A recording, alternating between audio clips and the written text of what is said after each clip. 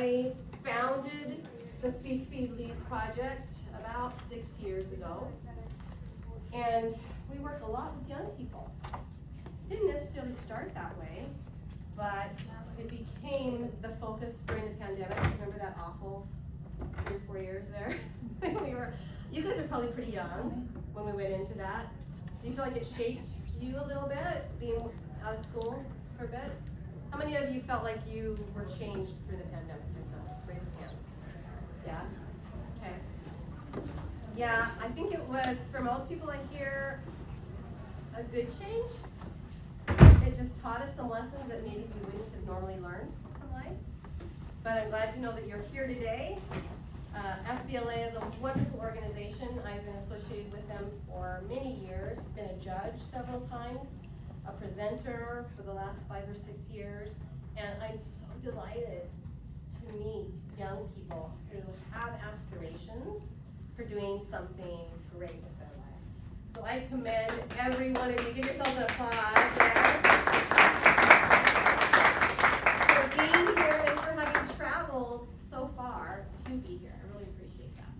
So getting back to the Speak, Feed, Lead project, perhaps like many of you, statistics would say that you might have lived in an abusive home like I did.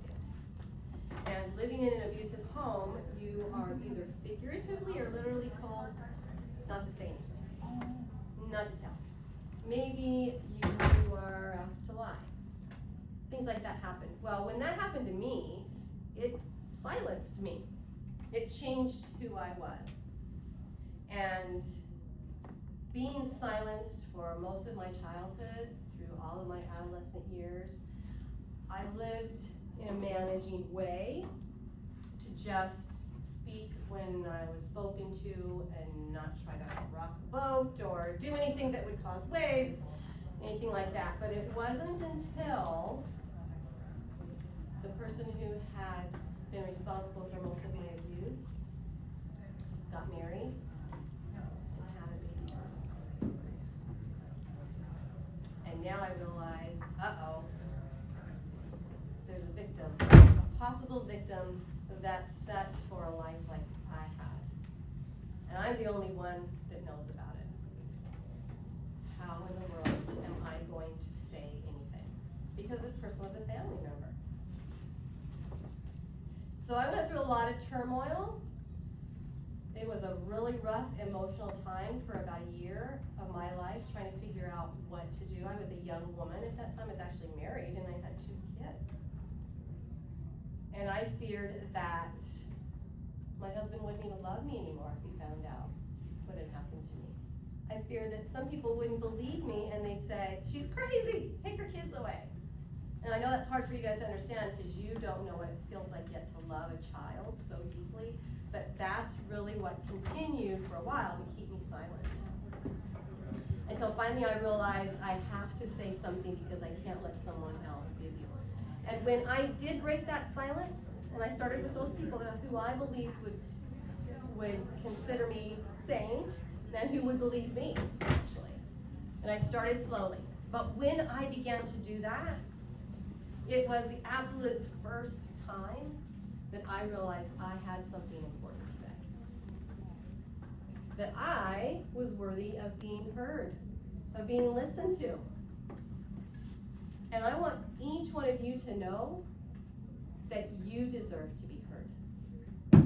You and each and every one of you have something important to say. And my programs at the Speak, Feed, Lead project allow kids the opportunity to do that. They learn skills about what it is that I could say to the world. What is my most important message? To then crafting that message through experiences and stories, and then getting on stages to share it. My oldest grandson is probably around your age. He's going to be 16 this Saturday.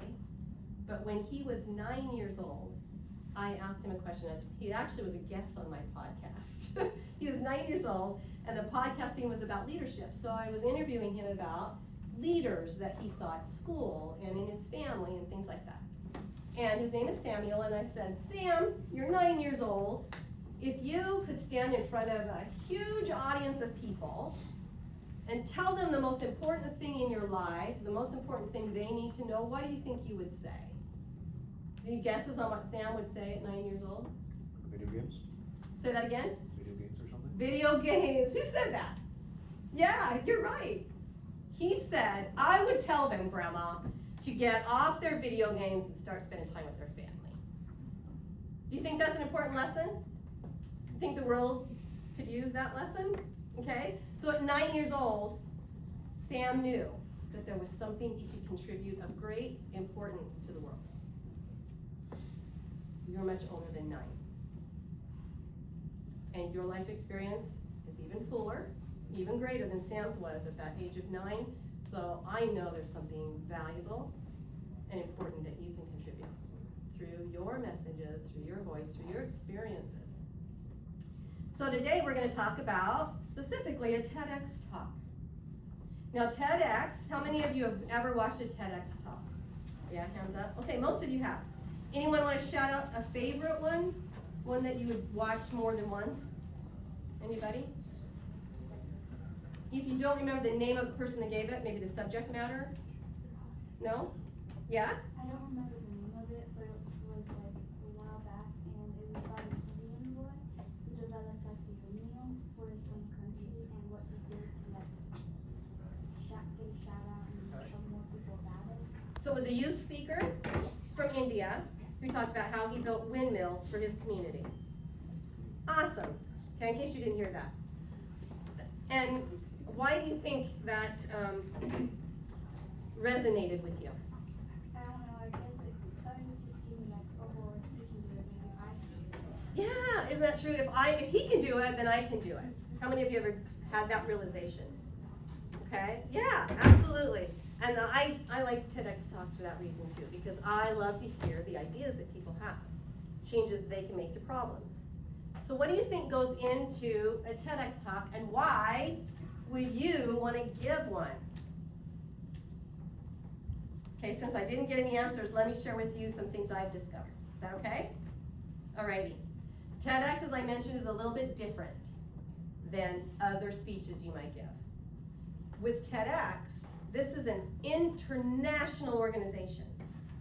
It started with TED, and TED, when it started, was really an invitation only.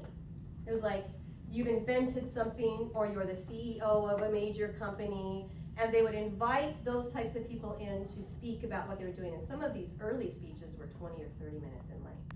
And they were all happening at Princeton University, or in New York City, okay?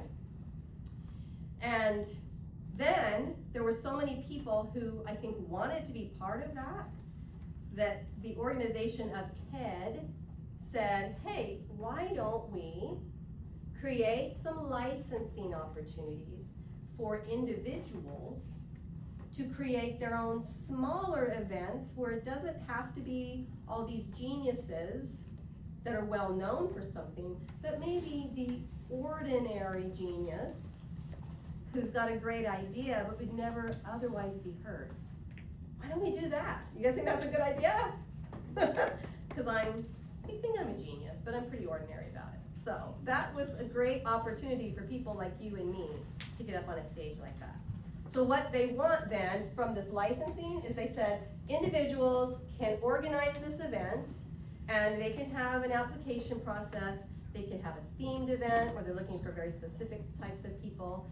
There's a lot of events that are just youth speakers, right, between the ages of 10 and 20. And then there's other events where it might be mostly adult speakers, but they'll invite a couple of youth speakers to come in. So generally you have to apply, and you have to be really clear on 3 things. And this is how TEDx is different than, say, a keynote speech. TEDx wants you to be able to share a problem that you are emotionally connected to. When I gave my TEDx talk, I talked about how abuse silences kids. Do you think that I had an emotional connection to that subject? I did indeed, okay? And by sharing some of my experiences in that, I became credible, okay? So what problem do you see in the world that you are emotionally connected to? Does anything come to mind? And what I mean by emotionally connected is it's affected you. Racism? Racism. Excellent. Okay? Not that you've had that experience, but that you identify something that you could talk about. I had that experience for sure. I'm sure you have. Okay? So you could talk about what that means to you, how it affected you. Now, the second part of that problem is also recognizing, are there other people in society that deal with that same problem? Would you say yes? Yep. Yes. Okay, so now that's a winning first step for a TEDx talk. A problem that you have an emotional connection to, you have experienced it firsthand, and you know that it also affects other people. For instance, the youngest TEDx speaker whom I've mentored onto the stage when I first started working with her was 9. Her name is Srinika. Srinika was diagnosed with type 1 diabetes at the age of 5. Her TEDx talk was about how diabetes changed her at such a young age, especially when she had to get shots several times a day. She could no longer eat whenever she wanted to or whatever she wanted to. Her parents always had to accompany her to birthday parties and anything else she was doing in case something happened, because type 1 diabetes is a life and death situation unless it's managed correctly, right?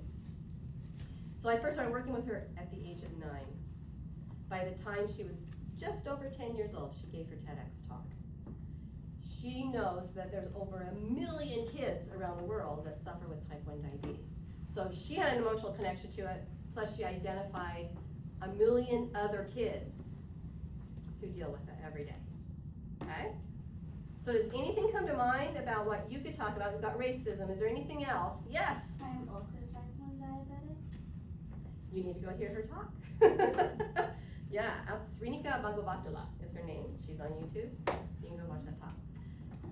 So you know then you've got a speech that you could give about what that's like for you and 1 million other people that deal with it, at least young people, okay? Now the second part, so is that problem. That's the first part of a TEDx talk that makes it very, very different than say a keynote. What do you think the second part might be then? If you're identifying a problem, what naturally might come next? A solution. Yes, give that girl a prize. A solution. That means not your idea of a solution, but how you found a solution. If it's a problem you've connected with, now, how did you solve it for you? How did you make it better? Doesn't mean that you solved it for the whole planet, but how did you make that problem better for you? What Srinika did when she was about 7 or 8, realized, hey, this ain't changing. I'm gonna have to manage this myself. I don't want my parents coming with me to every event I have until I'm married, right? So she decided, I need to come up with a little pack. She called it a mom pouch, because mom stood for my own manager. So she became the manager of her chronic disease, and she created this little pack that had a little toy in it, and needles, and insulin, and stuff that she needed for comfort as well as medical reasons.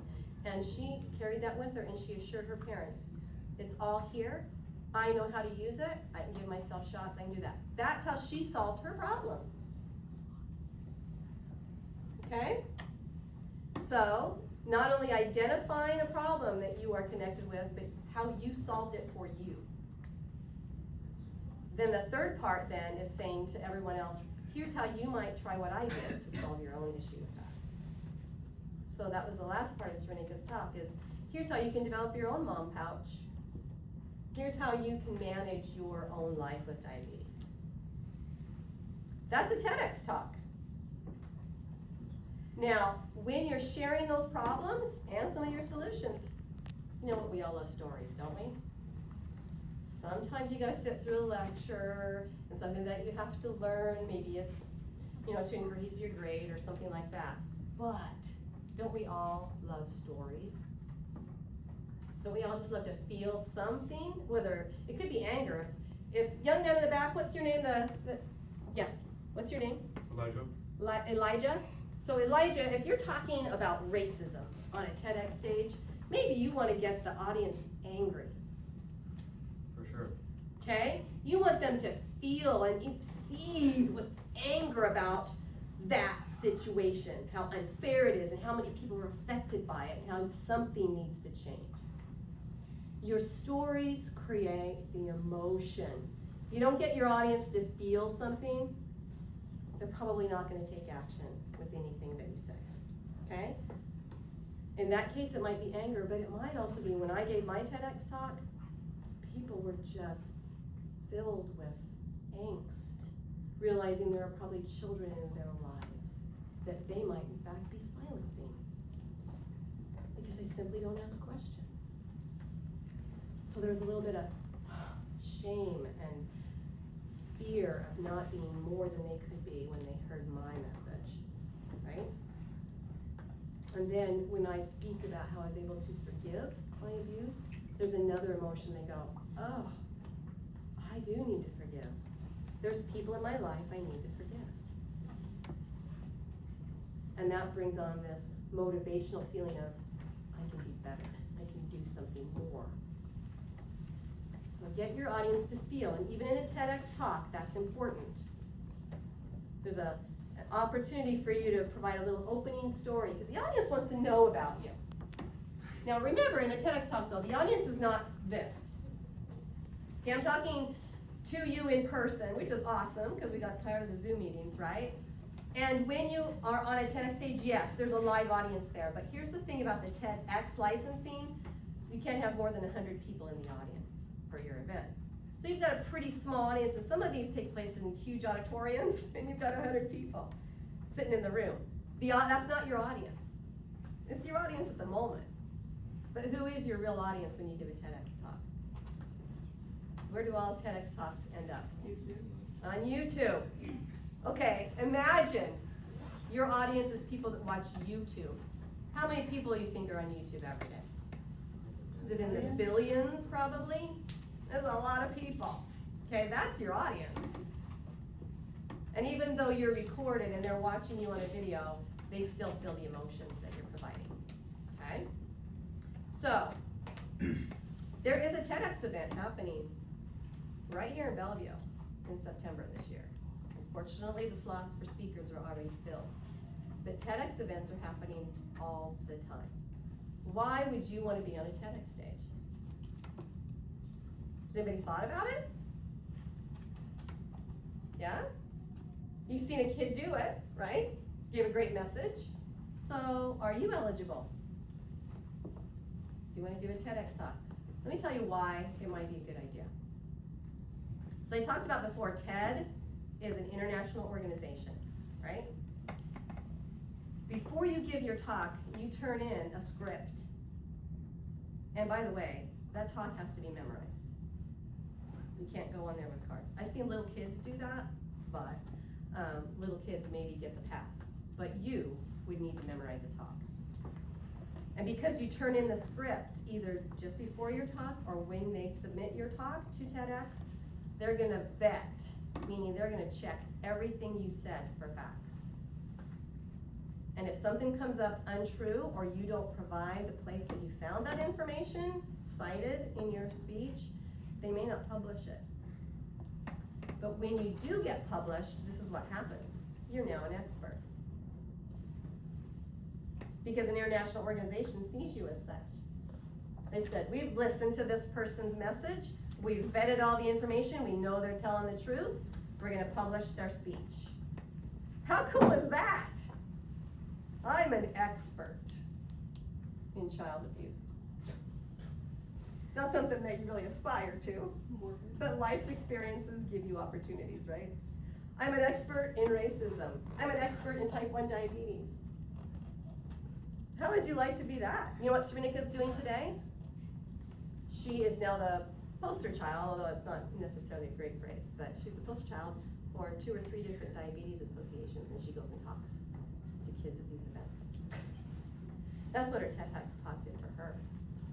You don't have to pay to be a TEDx speaker, and you don't get paid to be a TEDx speaker, but the results are you're an expert. And so for those of you who I know are thinking about going into business or do some marketing or promotion, being an expert in something and having that credibility under your belt, that's pretty huge, right? Well, do you have any questions about what it's like to be a TEDx speaker? Because I have one here today who might want to answer some questions for you. No? Well, I'm going to introduce you to Uma Van Brew. Uma, how old are you now? 12? She's 12. She gave her first TEDx talk just about a year ago. I think it was April 7th or so, right here in Bellevue. And it's now published, it's out there, and she's actually giving her second TEDx talk this September as well. So she's gonna have 2 TEDx talks before she leaves high school, and probably even more. We'll work on that. So Uma, you wanna tell them about your experience, what TEDx was like for you, and why you think they should do it? We'll get out of the way.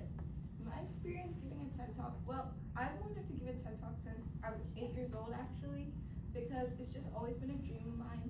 And when I started to get into speaking, it was clear to me that it's not as hard as I thought it was, because when I was little I thought I wanted to be a genius or a CEO or something. But the thing is, you can actually do it just as an ordinary person, like she said. And so the opportunity arose back in 2023 for me to be able to put in an application to be a TEDx speaker. And I was nervous and excited at the same time, and I worked pretty hard to create a message that I thought would impact a global audience. And what happened was that unfortunately I did not get accepted the first time, but I kept on going. I was pretty disappointed, but I kept going. And then in 2024, I put in another application, and this time I worked even harder to have a clear problem. And like I said, in a TEDx, you need to have one clear statement, like one problem that you're gonna solve, or it just gets jumbled. And even though it's an 8-minute talk, there's a very clear format that you need to be able to have to give a successful talk. So I put in my application, and then I got sent in for an interview. And I was pretty nervous since it was on Zoom, and I thought that I wouldn't be able to convey what I had to say well over Zoom. But I joined the call, and the interviewer, she was really nice and friendly, and she made me feel comfortable in just, answering questions. And I was very concise, but I was thinking, oh, am I not saying enough? But to my surprise, they actually complimented me on how concise I was, which is another testament to how I think to give a TEDx talk, you need to be concise in your message while also having personal stories that you can share with the audience. But fast forward to after I got accepted, I was beyond excited, but I was also nervous. Like, the nerves never really left. And every Saturday, the speakers, we all met, and we kind of learned about the rules, the TEDx format, and we shared our drafts of our talk. And I think that really helped because we started to give our talk in front of people we weren't comfortable, and that kind of helped the nerves ease a little bit. But back to the TEDx format. To start, you need an opening statement, and then you need a problem connector, which is what our speaking coach talked about, which is when you connect your intro to your problem, so then you have kind of a problem connector. And then a logic ladder, which is basically how you realize that you were going through this issue and how you can solve it for yourself and how other people can solve it. And then your solution statement, which should be about 1 sentence only because you don't want to sound preachy to the audience. And then a first step, which the audience can do, and it doesn't have to be very grand, it can just be something simple they can do sitting right there themselves. And then have a close the door, which is just a closing statement. And to talk about my personal experience, I was so nervous on the day of, I can't even tell you. I was backstage, I was pacing around to the point where they had to tell me to go in the hallway and pace because I was making other speakers nervous. And basically, I was just rehearsing the talk in my head, and I started spiraling. I was like, I can't do this. I'm not gonna do this. But then I kind of just started to just think, because I was the second speaker, but I was there pretty early, so I had a lot of time to reflect, and that wasn't exactly a good thing. So I started to just think about how much work I put in, Miss Jackie put in, my parents put in to kind of get me there, and that just flipped the switch, and I started to become more excited about this opportunity because instead of thinking about all the ways I could fail, I started to think about all the possible ways that this could be a good opportunity for me, and if someone heard the talk and it helped them, then that would make it all worth it. So yeah. Yeah, well, yeah.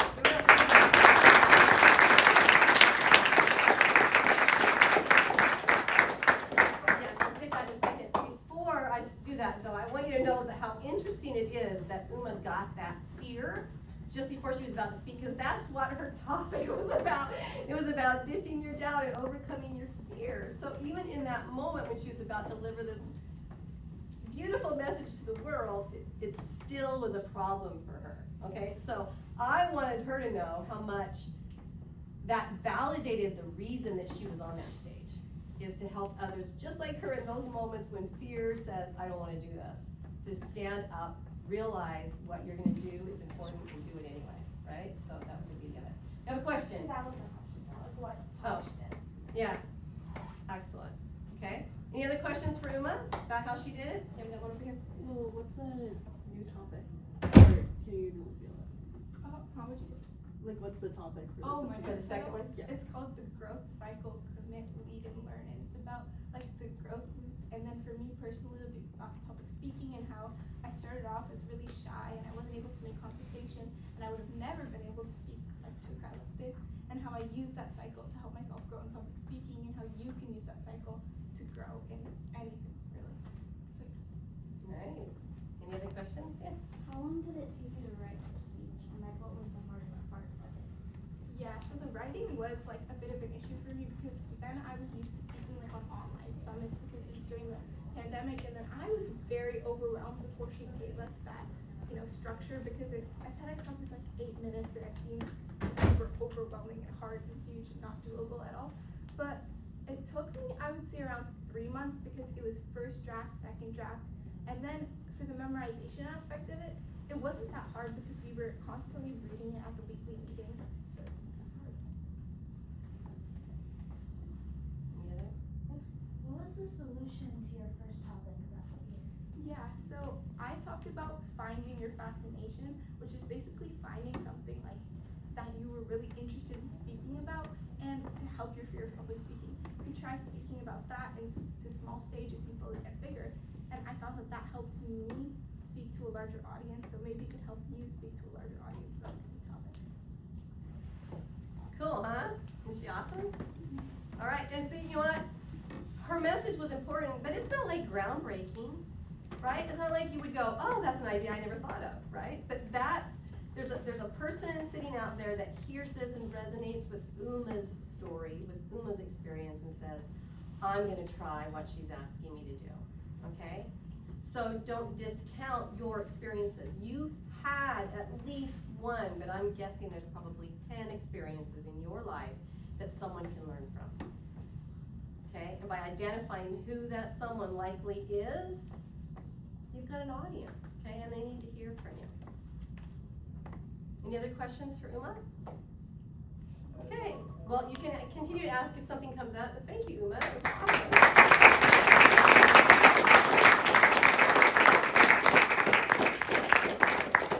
Now, Uma's also, I don't know how many summits you've spoken on at this point, 8, 10, something like that.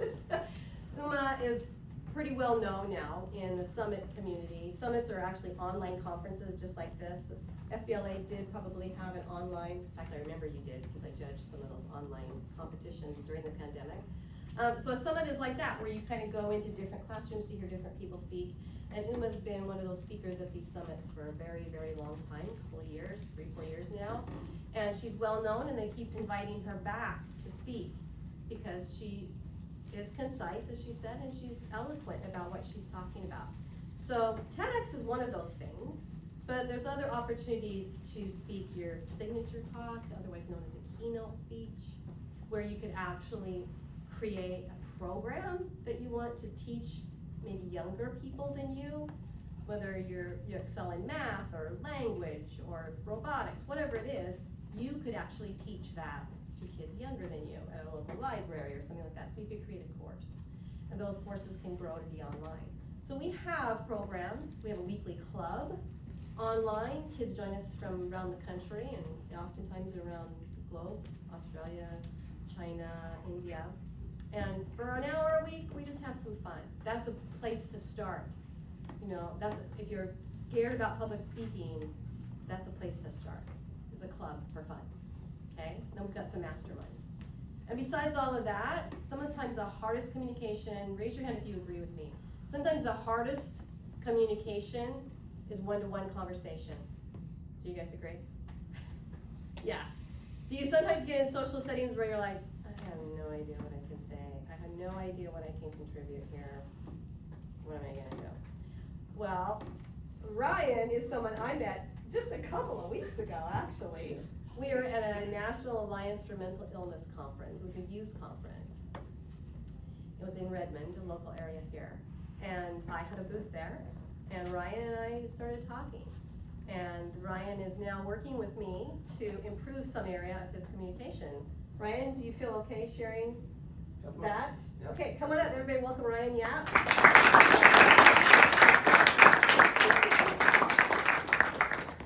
Take center stage, my friend, there you go. So, my name's Ryan, and I'm one of Miss Bailey's coaching students. Yeah, I've only known her for about 2 weeks, but she's really helped me with like my interpersonal communication skills. I didn't actually approach her for any professional reasons. For me, it was just I wanted to be able to connect better with my friends, families, but also just with just strangers. I wanted to improve my small talk, and that's why I came to her. Yeah. Ryan does a lot of volunteering, helping homeless people with things that they need.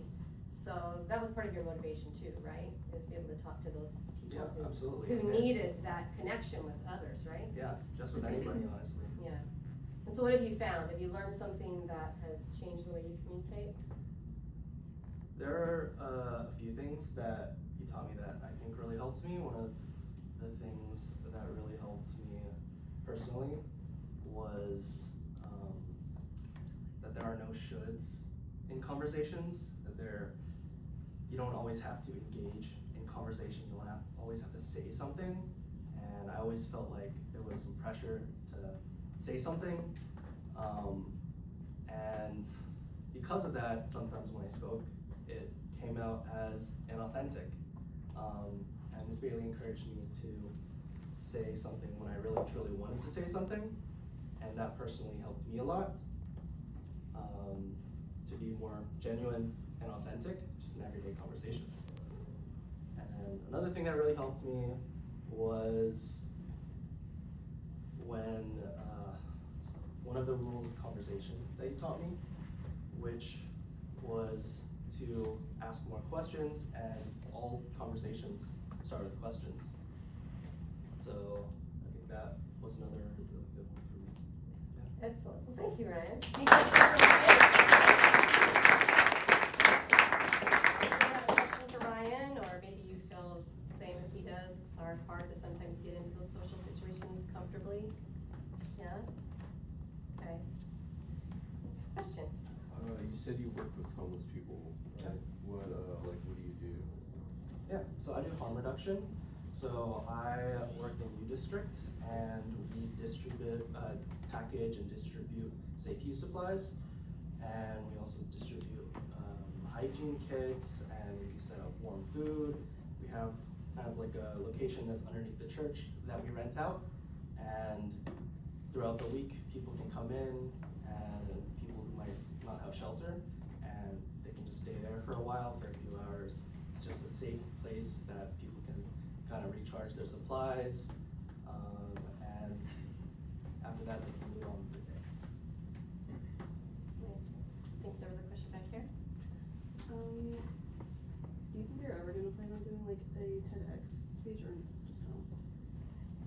I haven't thought about that too much, but honestly, as I'm listening to this speech right now, I was really considering it. For me, I've struggled with social anxiety a lot throughout high school, even going into college, and that's something that I think I'm pretty passionate about, and I think a lot of people don't really understand that.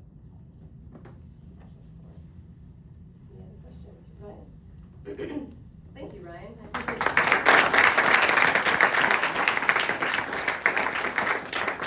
Something he said actually inspired me. And that was that his goal in working with the homeless was to give them an experience of having their needs met. And I want you to know you can do that for people through conversation. Most of us just need to belong. Most of us want to feel a connection to other people. We live in family units. Outside of that, I've been to East Africa, and they live in tribes still. There are still tribal people there, all right? Tribes and families serve purposes. It gives us a sense of belonging. When you're talking to someone who's homeless, or someone who's feeling like they're on the marginal side of society, helping them for even just a small 5-minute conversation to feel acknowledged, to feel connected to you, just for 5 minutes can actually change someone's outlook. Do you believe me, or am I making it up? It's true. And so even if you never get on a stage, your ability to help someone feel better after having been with you for 5 minutes is your superpower. You can do that. You can do that through powerful conversation skills. And we also work with people just like Brian to do that, okay? And the best speakers I've seen on stages are those who speak with a conversational tone. Maybe you've seen me doing that today, where I get up, I tell a story, I kind of talk to you, look at different people. That's a conversation. I'm having a conversation with the audience. So when you learn conversation skills one-to-one, they just transfer to an audience really easily, and those, for me, are the best speakers I've seen.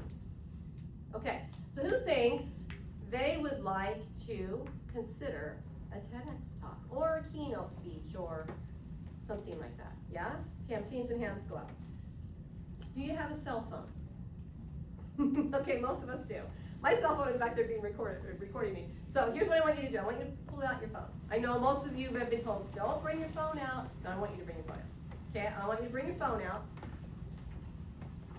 And I had a little trouble with the Wi-Fi today. Hopefully you'll get on the Wi-Fi or just use it without. But I want you to type in Jackie Bailey 360.com. Jackie Bailey 360.com. Is it not working for you? It was challenging for me this morning too. I had to go off of Wi-Fi to actually get on a site.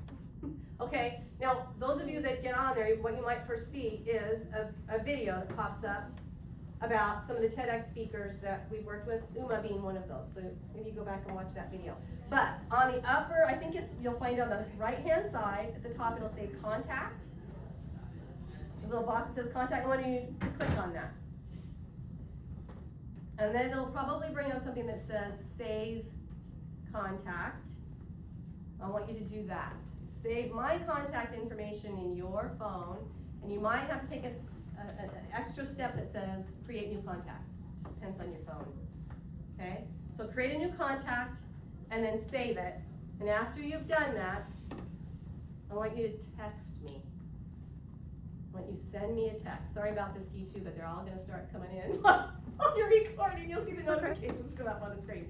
Okay, I want you to send me a text, and in this text, I want you to give me your name. And if you feel comfortable, give me your email address. And more importantly than all of that, I need the name of your parent or guardian. Choose one parent or a guardian and their email address or phone number, because you are minors, and I want to make sure that our conversation is always with an adult in your life, okay? So by putting that information, your name and your email address, I don't need your phone number because it's already on my phone, because you texted me. But then I'll need the name of your parent and either their phone or email address, because I'm not going to contact you without them. Make sense? So, does anybody need any help with that process? The reason that you're doing this is because now we can be connected. You have my information in your phone. Contact me anytime. Go back and watch a few of those videos. Uma's TEDx talk is on that site. Srinika's TEDx talk is on that site.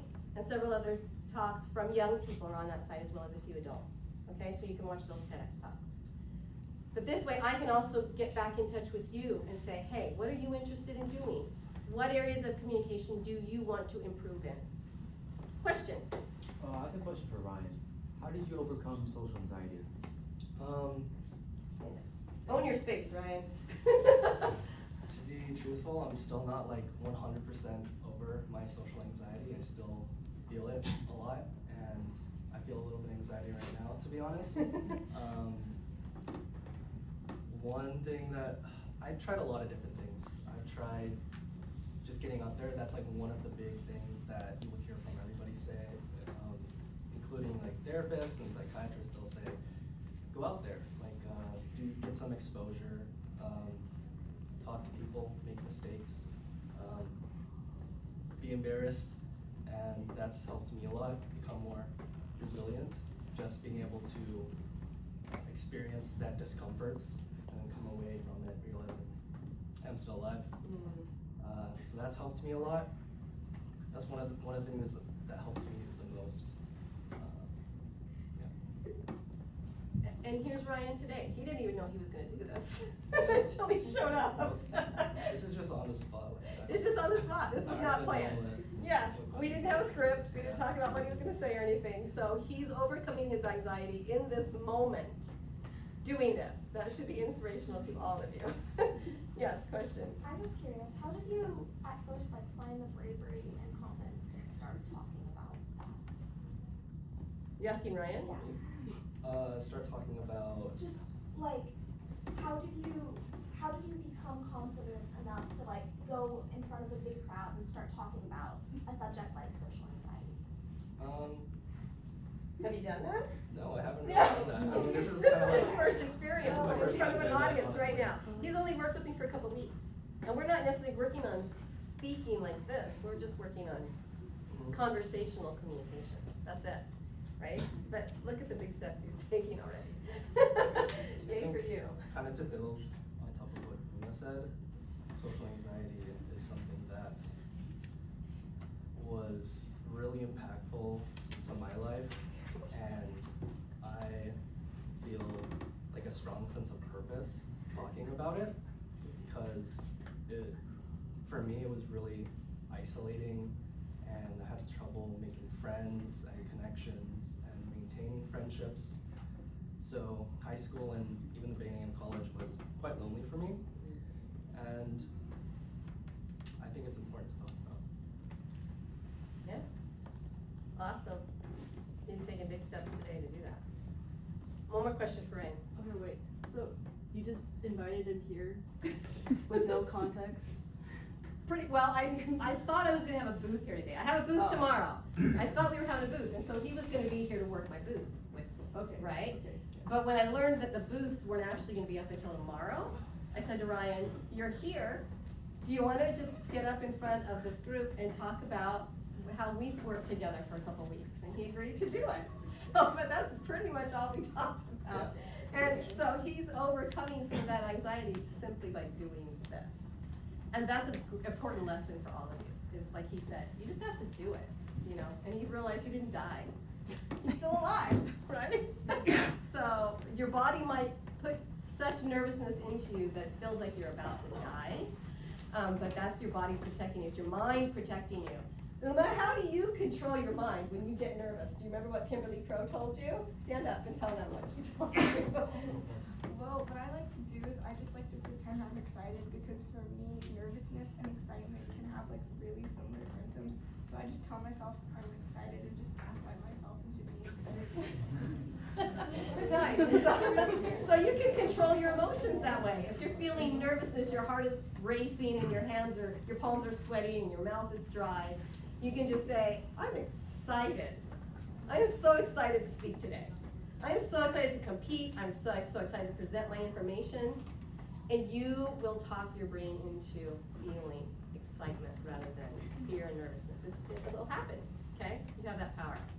All right, now, with Uma sharing that, she and I are partnering together to do a summer workshop, if you will. Probably a half day for 1 week this summer, somewhere in the Seattle area, okay?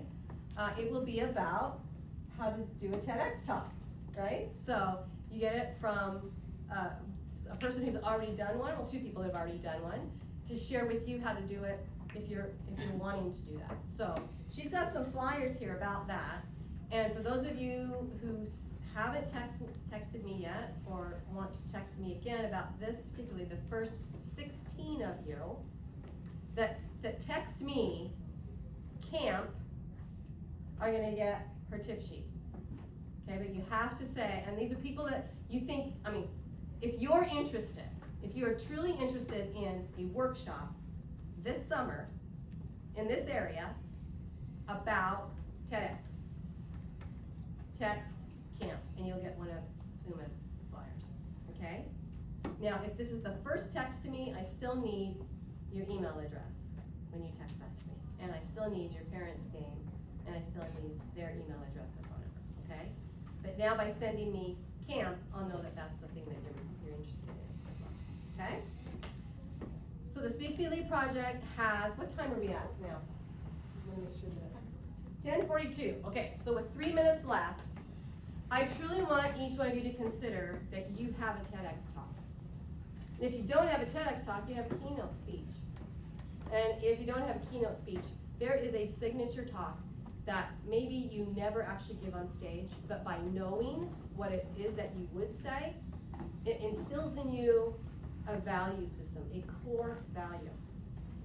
Going back to Sam's story at 9 years old, when he realized that when he was in front of the entire world, that opportunity ever came to him, he would talk about how important family is. Family over fun. Family over doing something that's perhaps not going to make you better, but being with and connecting with family members is his core value. It is still today that way. Sam's probably not gonna get up on a stage and talk about that, but because that's his signature message, he lives by that. He's in alignment with that all the time, okay? So you don't have to get up on a stage and speak, but knowing what your signature talk is, that message that's only yours, that you can uniquely give, that's important, okay? So I hope you have texted me. I will get back to you and your parents. We can chat about anything that you're interested in, ways that we can help you with your competitions. Let me know how you're doing today. I can give you some advice as you're about to get on the competition stage today. Come to my booth tomorrow and we can talk a little bit more. It was very nice to have you here. Thank you for your contributions to and your engagement to each of us. And I wish you the best of luck in being here and safe travels back home. All right? Bye, everybody. Thank you. Thank you so much.